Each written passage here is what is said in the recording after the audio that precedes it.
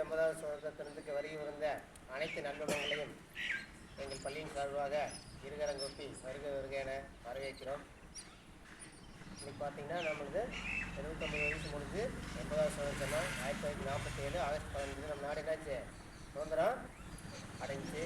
சுதந்திரம் அடைஞ்சிட்டு ஒன்று வல்லரசு நாடாக பண்ணணுங்கிறாங்க. நம்ம அதெல்லாம் வந்து உங்கள் கையில் தான் இருக்குது. நீங்கள்லாம் படித்து நாளைக்கு ஒரு பெரிய இதுக்கு வந்தீங்கன்னா தான் அது என்ன ஒன்று நாட்டை முன்னேற்றம் பாதிக்காமல் கொண்டு போக முடியும். சரியா? முன்னேற்றம் பாதிக்காமல் கொண்டு போக முடியும். என்ன கேட்டால் எல்லாமே உங்கள் கையில் தான் இருக்குது. சரியா? அதனால் முதல் ஃபஸ்ட்டு நம்ம ஒழுக்கத்தை கற்றுக்கணும். டிசிப்ளின் அதுதான் முக்கியம். டிசிப்ளின்ங்கிறது என்ன?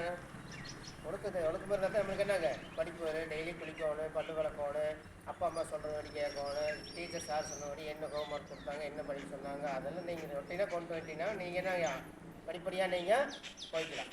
அதே மாதிரி 1லேருந்து 5th வரைங்கிறது நம்ம அஸ்திவார் பேஸ்மெண்ட். அது நல்லா கற்றுட்டிங்கன்னா நீங்கள் 6-7 போகும்போது ஈஸியாக போய்க்கலாம். அப்போ நம்ம ஸ்கூலில் படித்து எத்தனையோ பேர் எம்பிபிஎஸ் கூட ஆகிட்டாங்க, இன்ஜினியர் ஆகிட்டாங்க, 2-3 பேர் எல்லாம் கவர்மெண்ட் வேலையை வாங்கிட்டாங்க.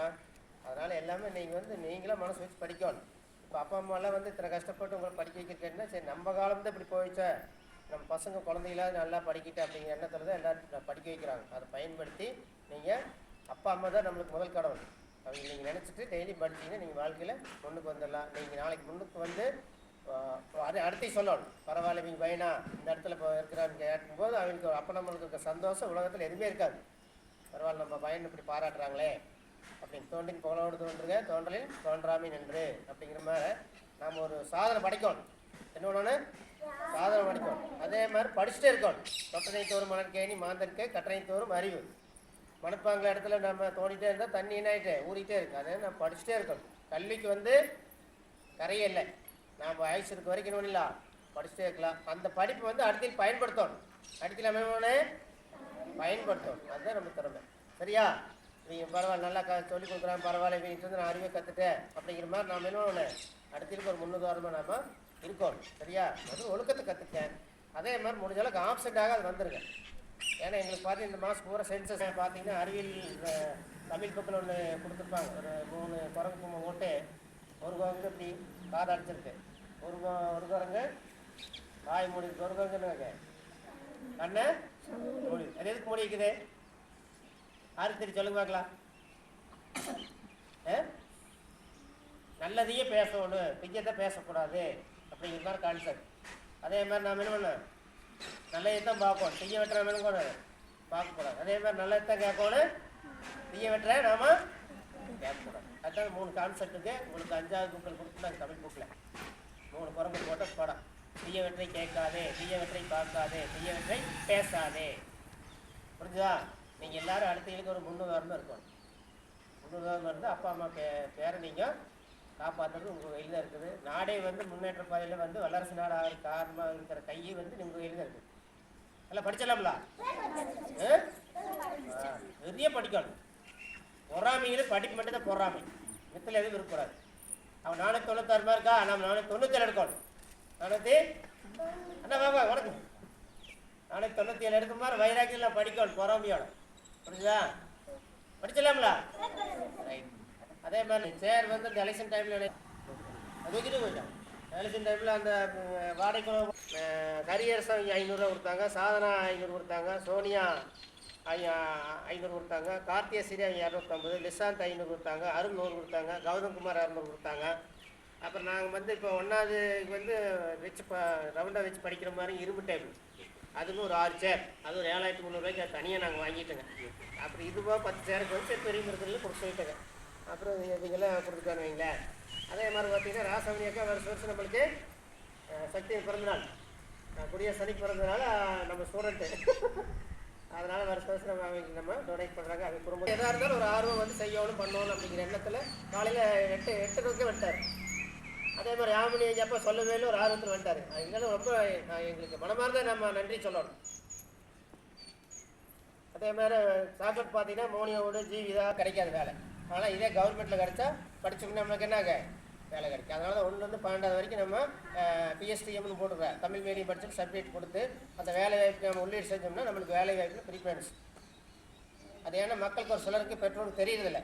இப்போ இந்த கல்வி கொள்கை பார்த்தீங்கன்னா ரொம்ப பயங்கரமாக இருக்குது, நீட்டுக்கு ஈக்குவலாக இருக்குது. இப்போ ஒன்றா பழனிவேலே மகராசா கம்ப்யூட்டர் சார் ஒன்றா 2வது 3வது வந்து இந்த வருஷம் சிலபஸ் மாறி போச்சு. சிலபஸ் மாறி வந்து நீட்டுக்கு ஈக்குவலாக இருக்குது. அந்தளவுக்கு ஹெவி சிலபஸ்ங்க. 1வது 2வது 3வது அந்தளவுக்கு டீச்சர் தடவிட்டு இருக்கிறாங்க. எப்படியா முடிக்கிறது? நீ அடுத்து 4-5க்கு அறிவு நம்மளோட இல்லையா? நாம் நீ சொல்கிறது நாம் கேட்கணும், நாம் சொல்கிறது நீ கேட்க மாட்டாங்க. அந்த காலகட்டத்தில் இருக்கிறாங்க. அதனால் அதை நல்லா ஸ்கோர் பண்ணி படித்தாலும் அவங்க எதிர்காலம் சூப்பராக இருக்கும். அருமையாக வந்துடலாம். நாம் எதை கஷ்டப்பட்டோம், ஆனால் இவங்க நல்லா நல்லா பயன்படுத்துகிறாங்கன்னா வந்துடலாம் ஈஸியாக. அதே மாதிரி பிரைவேட்டு போய் அவ்வளோ செலவு பண்ணுறது வேஸ்ட்டு.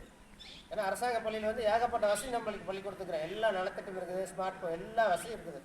அதனால் முடிஞ்ச அளவுக்கு நீங்கள் வெளியே போகிறதில்ல சொல்லி நம்ம பள்ளியை சேர்த்துட்டு பாருங்கள். சேர்த்துல இன்னொரு போஸ்டிங் கூட வாங்கலாம். நீங்கள் இன்னொரு போஸ்ட்டே போக மாட்டேங்குது, அந்தளவுக்கு இருக்குது. குழந்தை நாளாக குறைச்சிட்டே இருக்குது. தனிப்பட்ட பள்ளி பார்த்தா 8-9 தான் இருக்குது.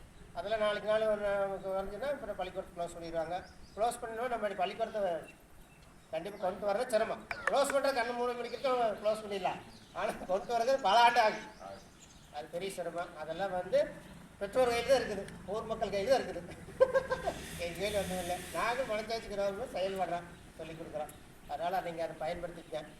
பயன்படுத்தி அப்பா அம்மாவுக்கு நல்ல பேர் சேர்த்துக்க, நாட்டுக்கு நல்ல பேர் கொண்டு வந்தீங்கன்னா அதே மிகப்பெரிய சாதனை. சரிங்களா? நாள் நமக்கு வந்து இந்தியான நாளாக அமைக்கும். இன்றைக்கி நம்ம சுதந்திர தின விழாவில் எல்லாரும் ஒன்று கூடி இருக்கோம் அப்படின்னா, ஆகஸ்ட் 15 1947ஆம் ஆண்டு நம்மளுடைய நாடு வந்து சுதந்திரம் இருக்குது. அதில் பார்த்திங்கன்னா கத்தியின்றி ரத்தமின்றி தான் நம்மளோட முன்னோர்கள் வந்து போராடி இருக்கிறாங்க. அதில் நிறைய எக்ஸாம்பிள் சொல்லணும்னா நிறைய தலைவர்கள் இருக்காங்க. நேதாஜி சுபாஷ் சந்திர போஸ், காந்தியடிகள், செண்பகராமன், அப்புறம் வ.உ. சிதம்பரனார், கப்பலோட்டிய தமிழன், கொடிக்காத்த குமரன். ஸோ இவங்க எல்லாத்தையும் பற்றி நம்ம தெரிஞ்சு வச்சுருக்கோம். ஏன்னா இவங்களால தான் நம்ம இன்றைக்கி சுதந்திரமாக இன்றைக்கி போக வர, சுதந்திரமாக சாப்பிட, உணவு சாப்பிட, உடை அருந்த, இது எல்லாமே சுதந்திரமாக இருக்கிறோன்னா இன்றைக்கி அவங்க செஞ்ச தியாகங்கள் மட்டும்தான். அதனால் இன்றைக்கு அவங்களுடைய நினைவு நாளாக தான் இன்றைக்கி நம்ம சுதந்திர தினத்தை கொண்டாடுறோம். சரிங்களா? நான் சொல்கிறது என்னென்னா, ஒவ்வொரு குழந்தைகளுக்கும் ஒவ்வொரு வருஷம் ஆகஸ்ட் 15 இருந்தாலும் சரி, ஜனவரி 26 இருந்தாலும் சரி, ஒவ்வொரு தலைவர்களுடைய ஹிஸ்ட்ரியை வந்து நீங்கள் படிங்க, வரலாற்றை படிங்க. புத்தக ஃபெஸ்டிவல் போடுறாங்க இல்லையா, அதில் போயிட்டு வ.உ. சிதம்பரனாருடைய புக்கு வாங்கி படிங்க. அப்புறம் பாரதியாருடைய புக்கு வாங்கி படிங்க, பாரதிதாசனுடைய புக்கு வாங்கி படிங்க. ஒவ்வொரு வருஷத்துலேயும் ஒரு தலைவர்களை பற்றி நம்ம தெரிஞ்சுக்கலாம். அப்போ நம்மளுடைய நாடு வளர்ச்சி வந்து உங்களுடைய வருங்கால சந்தேகத்தினால உங்கள்கிட்ட தான் இருக்குது. அப்போ அதுக்கு என்ன தேவை? கல்வி தான் தேவை. அப்போ அந்த புக்கு படிக்கும்போது தான் அவங்கள பற்றி நம்ம முழுசாக தெரிஞ்சுக்க முடியும். நம்ம வருங்காலத்தை எந்த அளவுக்கு இனியும் வல்லரசு நாடாக கொண்டு போகிறது அது உங்கள் கையில் தான் இருக்குது. இப்போ இங்கே இருக்கிறவங்க நிறைய பேர் ஐஏஎஸ்ஸாக இருக்கலாம், ஐபிஎஸ்ஸாக இருக்கலாம், டாக்டர்ஸ், இன்ஜினியர்ஸ், எத்தனையோ பேர் இருக்கலாம். ஸோ அதுக்கு அடித்தளம் என்ன? கல்வி மட்டுமே. அதுக்காகத்தான் அவங்க அத்தனை பேரும் போராடினாங்க. புரியுதா? நம்ம நாடு வந்து ஆங்கிலேயர்களை அடிமைப்பட்டு கிடந்தது. இப்போ அங்கேருந்து நம்ம செப்பரேட் ஆகி கொண்டு வந்ததே அவங்க தான். ஸோ அவங்களுடைய நினைவுகளை பறைசாற்றும் வண்ணமாக நம்ம என்ன பண்ணணும்? படிக்கணும். நம்மளோட ஸ்டெப் பை ஸ்டெப்பாக ஒவ்வொன்றையும் எடுத்துகிட்டு போகணும். அதுக்கு வந்து ஹிஸ்ட்ரி நிறையா படிங்க, நிறைய தலைவர்களுடைய ஹிஸ்ட்ரி படிங்க. 6வது 7வது பொண்ணுங்கள்லாம் நீங்கள் கம்பல்சரி படித்து வச்சுருக்கணும். பேச்சு போட்டிகளெல்லாம் பேசும்போது அவங்களோட தகவலெல்லாம் நீங்கள் சொல்லும் போது தான் நிறைய பேர்த்துக்கு தெரியும். அதெல்லாம் வரும்போது அவங்களுக்கும் நம்ம இன்க்ளூட் பண்ணுற மாதிரி இருக்கும். ஸோ அதனால் நீங்கள் அதெல்லாம் ப்ரோக்ரோ பண்ணுங்கள். சரிங்களா? அப்புறம் 1 to 3 வந்து சிலபஸ் மாறிட்டு சார் சொன்னார். மேக்ஸ் எல்லாம் ரொம்ப ஹெவியாக தான் இருக்குது. சிபிஎஸ் சிலபஸ், இது வந்து CBSE equal to syllabus. So அடுத்த வருஷம் வந்து 4th and 5th வரப்போகுது. டோட்டலாகவே வந்து எஜுகேஷனாக வேறு மாதிரி கொண்டு போகிறாங்க. முதல் மாதிரி சமச்சீர் கல்வியே கிடையாது, டோட்டலாக மாறிடுச்சு. அப்புறம் டெய்லி குழந்தைங்க லீவ் போட வந்தீங்கன்னா தான் அந்த கோர்ஸை நம்ம கவர் பண்ண முடியும். மேக்ஸ்லாம் ரொம்ப டஃப்பாக இருக்கிறதுனால அவங்க டெய்லி வந்தால் தான் ரெஃபர் பண்ணவும் முடியும். நிறைய நாலேஜபிளாக இருக்குதுங்க. குழந்தைங்களோட புக்கு எல்லாம் வாங்கி பாருங்கள், நாலேஜபிளாக இருக்குது. பரவாயில்ல இந்தளவுக்கு கொண்டு வந்திருக்காங்களே அப்படின்ற மாதிரி நமக்கு ஒரு சந்தோஷமாக இருக்குது. பட் அவங்க அண்டர்ஸ்டாண்ட் பண்ணிக்கிறது தான் சீக்கிரமாக நம்ம கொண்டு போக முடியும். அடுத்தது லீவ் போடாமல் ரெகுலராக வாங்க. அப்புறம் ஹாப்பியாக இருங்க. தேங்க்யூ.